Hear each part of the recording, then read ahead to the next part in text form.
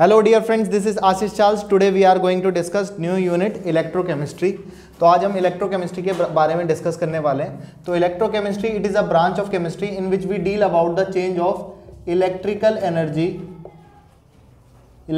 Energy into chemical energy and chemical energy into electrical energy. तो chemistry की वो branch जिसमें हम इलेक्ट्रिकल एनर्जी को केमिकल और केमिकल एनर्जी को इलेक्ट्रिकल एनर्जी में चेंज के बारे में स्टडी करते हैं, वो आपकी क्या कहलाती है? इलेक्ट्रोकेमिस्ट्री कहलाती है। तो इलेक्ट्रोकेमिस्ट्री में जो सबसे हम आज जो डिस्कस करने वाले हैं, इस यूनिट को हम करवा चुके हैं और समराइजिंगली इसको डिस्कस कर रहे हैं, है ना। तो इस यूनिट में हम बात करने वाले हैं इसके मेजर टॉपिक की, जो क्या होता है?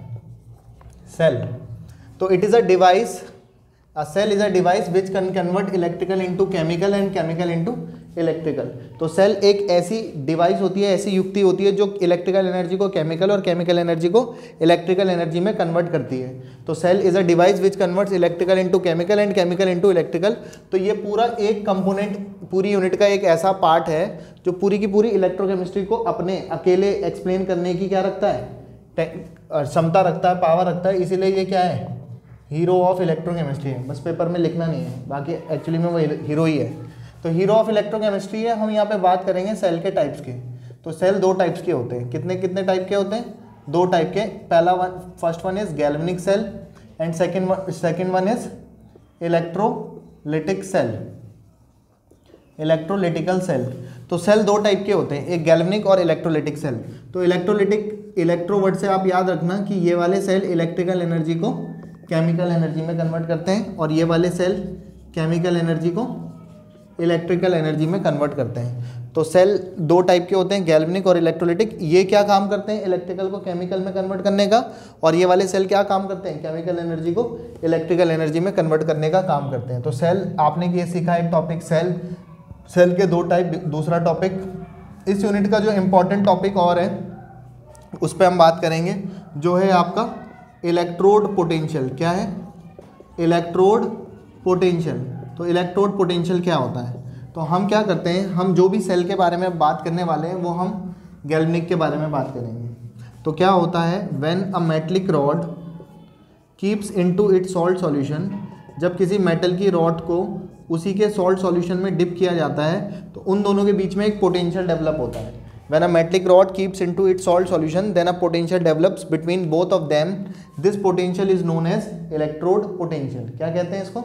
इलेक्ट्रोड पोटेंशियल कहते हैं। तो फॉर एग्जाम्पल, अब एंड द होल डब्बा and the whole system is known as half cell. क्या कहते हैं?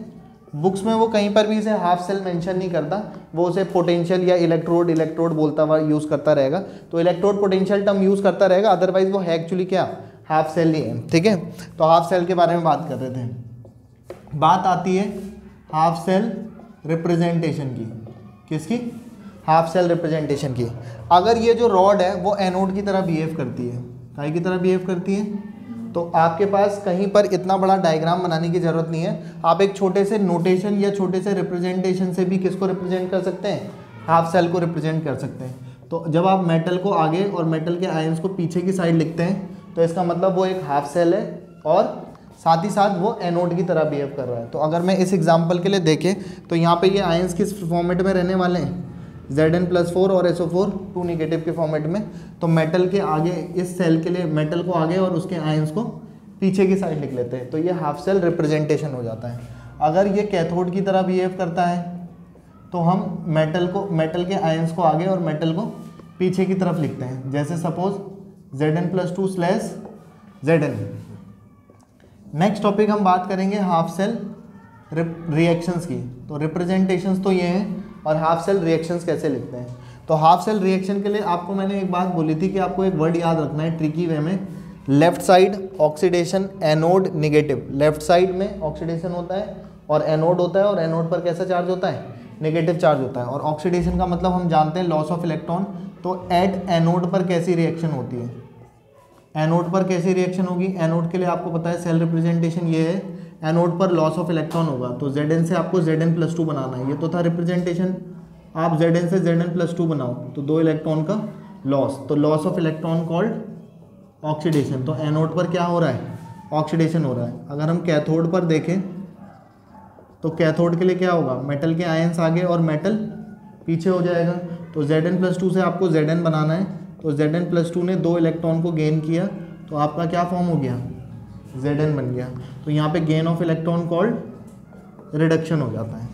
तो ये अभी तक हमने जितने टॉपिक पे बात करी है, आपके पास इलेक्ट्रोकेमिस्ट्री क्या होता है, सेल क्या होता है, सेल कितने टाइप्स के होते हैं, उसमें आपके पास इलेक्ट्रोड पोटेंशियल को हाफ सेल कहते हैं, तो हाफ सेल रिप्रेजेंटेशन और हाफ सेल रिएक्शंस के बारे में बात करिए।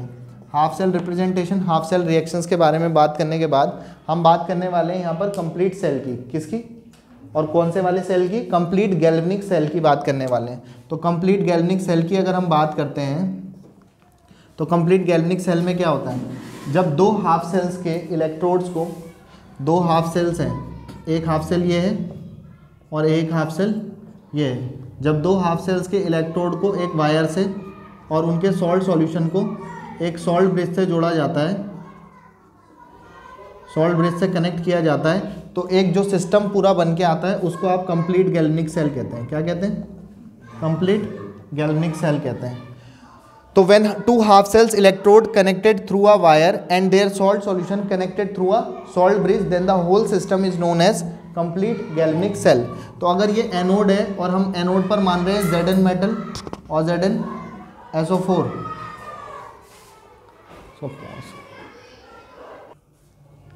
तो हम कहाँ पे बात कर रहे थे, आपके पास सेल पे, और सेल का ये एक हाफ सेल है।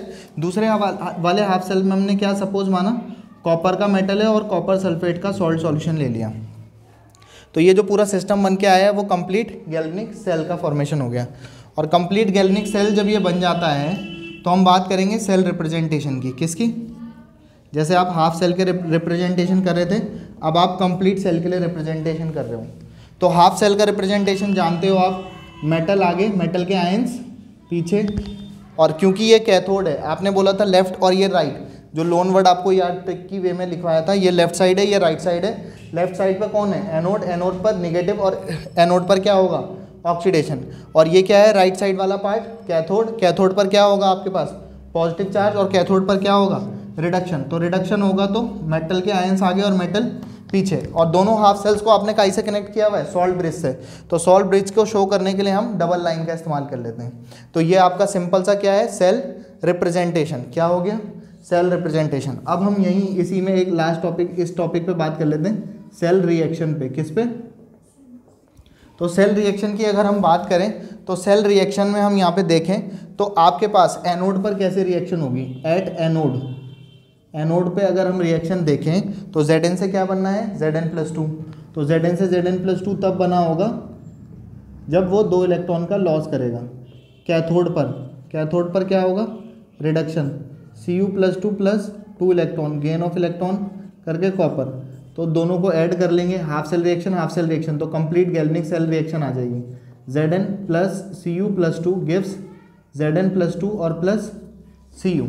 तो ये आपकी कंप्लीट गैल्वेनिक सेल रिएक्शन हो जाती है। यहाँ पर इस पे एक और बात करेंगे, तो अगर हम हाफ रिएक्शंस को देख रहे थे, जैसे यहाँ पे थी या यहाँ पे थी, तो हाफ सेल रिएक्शंस में इलेक्ट्रॉन बचने चाहिए या इलेक्ट्रॉन दिखने चाहिए, लेकिन कंप्लीट सेल रिएक्शन में आपके पास इलेक्ट्रॉन नहीं बचने चाहिए। जैसे आपके पास ये इलेक्ट्रॉन्स क्या होगा, यहाँ पे कैंसिल आउट हो गए। अगर सपोज ये 1 होता, ये 2 होता, तो मुझे इसे 2 से मल्टीप्लाई करना होता ताकि वो कैंसिल हो जाए, क्योंकि कंप्लीट गैल्वेनिक सेल रिएक्शन में कोई भी इलेक्ट्रॉन्स नहीं बचते। क्या बचते हैं, सिर्फ आपके पास रिएक्शंस के एलिमेंट आयंस वगैरह ही बचते हैं। अगर आप रिएक्शन को यहाँ से देखो तो यहाँ पे ऑक्सीडेशन, यहाँ रिडक्शन हो रहा था, तो यहाँ पे इसका ऑक्सीडेशन नंबर है 0, इसका ऑक्सीडेशन नंबर 2 चार्ज है तो +2, इसका ऑक्सीडेशन नंबर 2 और इसका ऑक्सीडेशन नंबर कितना है 0। तो Zn यहाँ से यहाँ जाने पर increase in oxidation number called oxidation, और कॉपर +2 से कॉपर जाने पर, 2 से 0 जाने पर decrease in oxidation number called reduction. तो ऑक्सीडेशन और रिडक्शन जब साथ साथ होता है तो ऐसी रिएक्शंस को क्या कहते हैं, रिडॉक्स रिएक्शंस कहते हैं। क्या कहते हैं, रिडॉक्स रिएक्शंस कहते हैं। क्लियर, तो आपको यहाँ तक तो पता चल रहा होगा।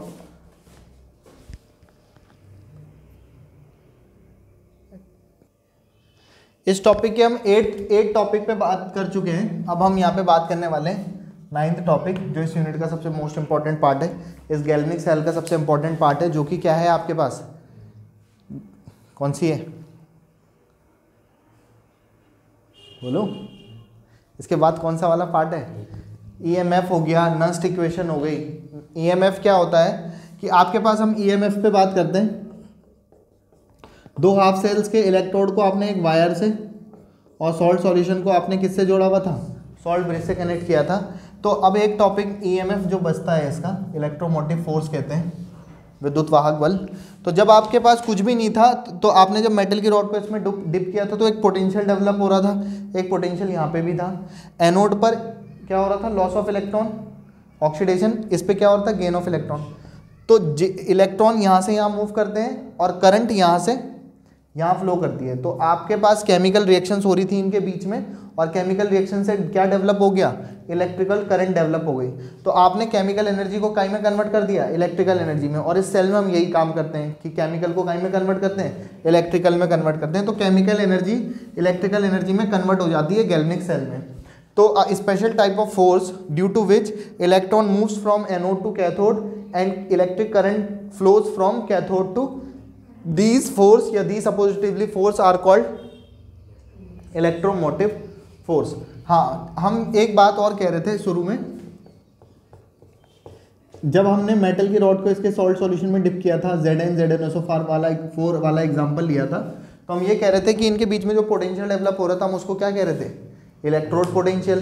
तो अगर ये electrode potential standard condition 25 degree centigrade temperature, 1 atm pressure और 1 मोल पर लीटर कंसंट्रेटेड सॉल्यूशन में होता है, तो इस पोटेंशियल को ही आप क्या कह देते हैं, स्टैंडर्ड इलेक्ट्रोड पोटेंशियल कह देते हैं, जिसे आप ई नॉट से डिनोट करते हैं। तो इलेक्ट्रोड स्टैंडर्ड इलेक्ट्रोड पोटेंशियल कुछ नहीं है, एक स्टैंडर्ड कंडीशन पर क्या है वो इलेक्ट्रोड पोटेंशियल को ही क्या कह देते हैं, स्टैंडर्ड इलेक्ट्रोड पोटेंशियल कह देते हैं, जिसे हम ई नॉट से रिप्रेजेंट करते हैं। अब हम बात करेंगे इसमें सबसे इंपॉर्टेंट वाली पॉइंट की, या जो सारे न्यूमेरिकल जिस इस यूनिट के या इस पार्ट के जितने भी होते हैं, नर्स्ट इक्वेशन। तो let a cell reaction is, माना कोई सेल है और उस सेल में सेल रिएक्शन जैसे अभी हो रही थी Zn + Cu + 2 gives Zn + 2 + Cu, तो उसी तरीके से हमने माना कि किसी सेल में सेल रिएक्शन ये हो रही है, कोई सेल रिएक्शन है जो ये हो रही है, ये क्या AABBCD, जहाँ पे स्मॉल ABCD उसके नंबर ऑफ मोल्स है, कैपिटल ABCD रिएक्टेंट और प्रोडक्ट को रिप्रेजेंट कर रहे हैं। तो माना किसी सेल में सेल रिएक्शन अगर ये होती है तो उस सेल रिएक्शन में Gibbs free energy change, the Gibbs free energy change, क्या चेंज, ये इसका डेरिवेशन है, Gibbs free energy change is given by, Gibbs free energy change is given by, Gibbs free energy change इस फॉर्मूले से दिया जाता है, आपको याद रखना है, del G = del G naught + RT ln CD upon AB, और पावर जो स्टोइकोमेट्रिक कोएफिशिएंट होते हैं वो पावर में चले जाते हैं। आपको यही एक फॉर्मूला है जो इसके लिए याद रखना है। और आपको दूसरी बात ये याद रखनी है कि del G = कितना होता है, -NFE, और del G naught अगर निकालना पड़ेगा कभी बाद में भी तो भी माइनस का NF E naught याद रखेंगे, जहाँ पे EMF E naught standard electrode potential, F की वैल्यू 96,500 फैराडे फोर्स होती है, और N नंबर ऑफ इलेक्ट्रॉन को रिप्रेजेंट करता है। तो आप यहाँ पे del G और del G naught की वैल्यू पुट कर लेंगे, ये सेकंड इक्वेशन। तो फ्रॉम इक्वेशन नंबर 1 और 2 मैं इन दोनों की वैल्यू को यहाँ पे पुट कर रहा हूँ, तो आपका मिलेगा -NFE = -NFE naught + RT ln CD upon AB की power CD AB। Minus sign अच्छा नहीं लगता पहले ही से ही, तो हम इसे दोनों तरफ -1 से मल्टीप्लाई कर लेंगे, तो ये बनेगा NFE = NFE naught - RT ln CD upon AB की पावर CD AB। अब इन वाले टर्म्स को मैं एक तरफ लिख रहा हूँ और मैंने दोनों से NF कॉमन भी कर लिया, तो NF कॉमन करूँगा तो मेरे पास क्या दिखाई देने वाला है, E - E naught = -RT ln CD upon AB, जहाँ पे ये क्या है, प्रोडक्ट साइड वालों के कंसंट्रेशन, और ये क्या है, रिएक्टेंट साइड वालों के कंसंट्रेशन हैं। तो अगर E - E naught के लिए सॉल्व करूँगा तो NF वाला टर्म यहाँ चला जाएगा, ठीक है, ये बन गया। अब आप क्या करोगे, EMF निकालना होता है आपको इस इक्वेशन के लिए, -E naught उधर जाएगा तो E naught - RT upon NF, और आपका ln CD अपॉन AB की पावर CD AB। जब आप नस्ट इक्वेशन, यही आपकी एक नस्ट इक्वेशन ही है ये भी, अब आपको इसको एक्सटेंड करेंगे, एक्चुअली ये ln है, नेचुरल लॉग। नेचुरल लॉग को आपको जब कैलकुलेशन करनी होती है तो 10 बेसिस पे करनी होती है, तो 10 बेस पे कन्वर्ट करने के लिए कन्वर्जन क्या यूज़ करते हैं हम, 2.303 से मल्टीप्लाई करना होता है, तो इक्वल टू 2-2.303 nRT। अब वो ln ना लिख करके आप 10 बेस वाला लॉग लिखेंगे, nRT upon RT upon NF log CD upon AB की पावर CD/AB।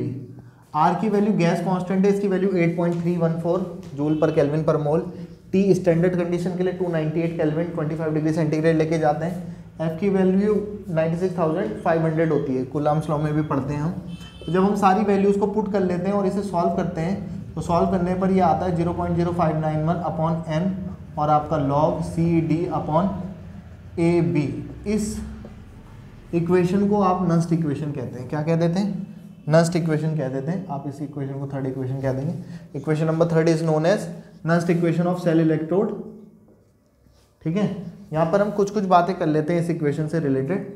अगर हम एट इक्विलिब्रियम पर कभी बात करते हैं, किस पर? इक्विलिब्रियम की कंडीशन पर। तो इक्विलिब्रियम पर डेल जी की वैल्यू कितनी होती है? 0 होती है। तो डेल जी की वैल्यू 0 होगी तो डेल जी नॉट कितना हो जाएगा? Minus NFE। n तो 0 हो नहीं सकता, नंबर ऑफ इलेक्ट्रॉन का चेंज नहीं होगा, तो फिर गैल्वेनिक सेल का कोई मतलब नहीं रह जाता। F की वैल्यू फिक्स होती है 96,500, तो ये भी 0 नहीं हो सकता, तो ये 0 है। That means E equal to क्या होता है? तो कहाँ पर? इक्विलिब्रियम पर EMF की वैल्यू 0 होती है, और जब EMF की वैल्यू 0 होगी तो हम E नॉट के लिए अगर इसे सॉल्व करें तो E naught will be equal to 0.0591 upon n और लॉग CD अपॉन AB। लेकिन हम जानते हैं कि हम इक्विलिब्रियम वाले चैप्टर में पढ़ के आते थे क्लास 11 में कि हम इसकी जगह क्या कह सकते हैं? इसे इक्विलिब्रियम कांस्टेंट Kc। तो आपके लिए फॉर्मूला नस्ट इक्वेशन वो इक्विलिब्रियम पर ये हो जाता है। तो कई बार आपको लॉग Kc की जगह इक्विलिब्रियम कांस्टेंट पूछ लेता है, या आपको E नॉट पूछ लेगा। ठीक है, तो आपको इक्विलिब्रियम कांस्टेंट या इक्विलिब्रियम पर ये कंडीशन होती है। आपके पास इसमें जो क्वेश्चंस पूछे जाते हैं वो 4 तरीके से पूछे जाते हैं। एक तो पूछा जाता है आपसे E नॉट सेल की वैल्यू निकालो, स्टैंडर्ड इलेक्ट्रोड पोटेंशियल, जिसका formula E not of cathode minus E not of anode से दिया जाता है। तो वैसे तो E नॉट ऑफ कैथोड और एनोड क्वेश्चन में दिया होता है, तो कैथोड के E नॉट में से एनोड का E नॉट माइनस करो तो आपका क्या कैलकुलेट हो जाता है? E नॉट कैलकुलेट हो जाता है। दूसरी चीज़ वो आपसे क्वेश्चन में पूछता है EMF कैलकुलेट करो। तो अभी आपने प्रूफ किया है कि EMF की जो नस्ट इक्वेशन से प्रूफ होता है, तो EMF की वैल्यू कितनी होती है? E equal to E naught minus 2.303 मतलब 0.0591 upon n log CD upon AB। उससे आपका क्या निकल जाता है? EMF या E की वैल्यू कैलकुलेट हो जाती है। तीसरा क्वेश्चन वो पूछता है डेल जी क्या है, तो डेल जी के लिए आप क्या निकाल सकते हो? माइनस NFE, जहाँ पे n number of electron, F की वैल्यू 96,500 और E की वैल्यू जब इस इक्वेशन से सॉल्व हो जाएगी तो आप उसे भी सॉल्व कर सकते हो। चौथा क्वेश्चन डेल जी नॉट पूछ सकता है, जो कि डेल जी नॉट का फॉर्मूला क्या होता है? Minus NFE not. तो इस तरीके के 4 टाइप के जनरल क्वेश्चन इस पार्ट से पूछे जाते हैं। पूरी की पूरी इलेक्ट्रोकेमिस्ट्री 2 ब्रांच में 2 कैटेगरी में कैटेगराइज कर रखी है। कौन कौन सा है? पहला वाला पार्ट आपका कौन सा? गैल्वेनिक सेल वाला पार्ट, इलेक्ट्रोकेमिस्ट्री फर्स्ट, और आपके पास दूसरा क्या है? इलेक्ट्रोलिटिक सेल वाला, और उसे इलेक्ट्रोकेमिस्ट्री सेकंड वाले पार्ट में डिस्कस कर लेते हैं। तो हमने इसके फर्स्ट पार्ट को मतलब समराइजिंगली और थियोरेटिकल पार्ट जितना था हम उस पर बात कर चुके हैं। बाकी नेक्स्ट पार्ट में देखेंगे इससे रिलेटेड न्यूमेरिकल क्वेश्चंस वगैरह, और इलेक्ट्रोकेमिस्ट्री पार्ट 2 वाले पे बात करेंगे गैल्वेनिक इलेक्ट्रोलिटिक सेल पे। तो बाकी तब तक के लिए जी लो अपनी ज़िंदगी। नेक्स्ट वीडियो में पियेंगे आप लोगों का खून। Have a good day, good bye, good night, शुभ रात्रि।